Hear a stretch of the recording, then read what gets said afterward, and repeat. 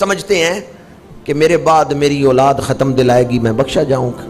ممکن ہے کہ کوئی نیک اولاد ہو، اتنے درد سے دعا مانگے کہ اللہ تعالیٰ میت کو بخشش عطا فرما دے، یہ ممکن ہے، لیکن جس اولاد کو آپ موبائل پکڑا کے جا رہے ہیں، کیا خیال ہے یہ دعا مانگے گی یا آپ کی قبر پہ آئے گی؟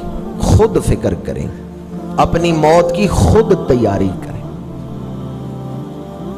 جس اولاد کا شناختی کارڈ پر شناختی علامت ہی یہ ہے کہ موبائل ہاتھ میں ہوتا ہے، وہ بیٹے نے پوچھا نا، فارم پر کر رہا تھا کہ امی جان میں شناختی علامت کون سی لکھوں، تو ماں نے کہا لکھ دو کہ ہر وقت موبائل تمہارے ہاتھ میں۔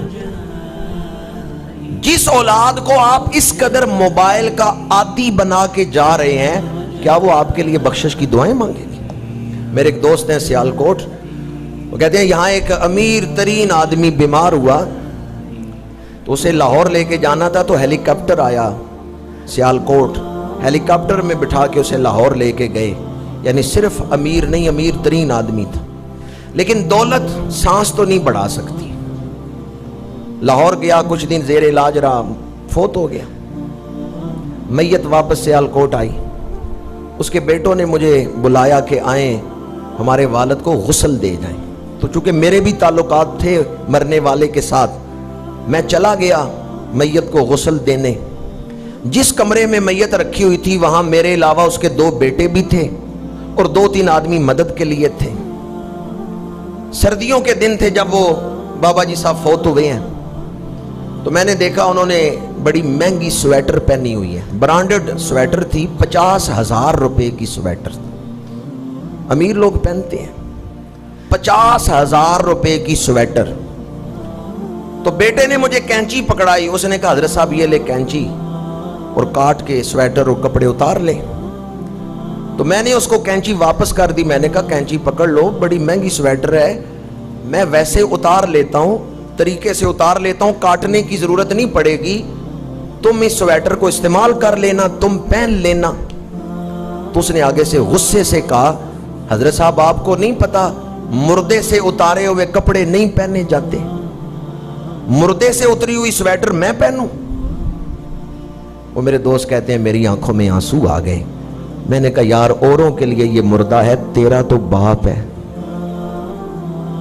کہتے ہیں اس وقت میری آنکھیں کھلی، یہ دنیا ہے جاندی وار ڈرونا بڑیوں، تنو ہاتھ نہیں لاندے ڈر کے، جنہ لئی تو پاپ کمائے کتھے نے تیرے کر دے۔ میں نے اس سے کہا یہ باہر جو لینڈ کروزر کھڑی ہے نا، یہ تو ماں کے پیٹ سے نہیں لے کے آیا تھا، اسی بابے نے کما کے تجھے خرید کے دی ہے، اور آج تو کہتے ہیں مردے کی اتری ہوئی سویٹر میں نہیں پہن سکتا۔ یہ اوروں کے لیے تو مردہ ہو سکتا ہے، وہ کہیں کہ میت ہے، تیرا باپ ہے، اس کی اتری ہوئی سویٹر تو پہننے کے تیار نہیں۔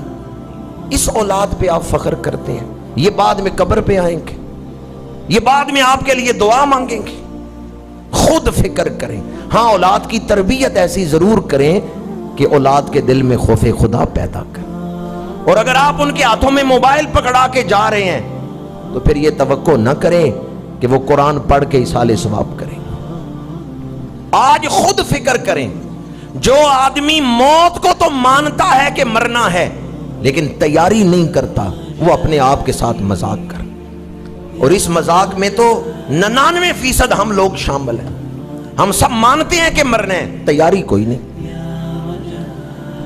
اس دور میں، سوشل میڈیا کے دور میں، 2 چیزوں کی حفاظت موت کی تیاری کے حوالے سے بڑی اہمیت کی حامل ہے، ایک آنکھوں کی حفاظت اور دوسرا زبان کی حفاظت۔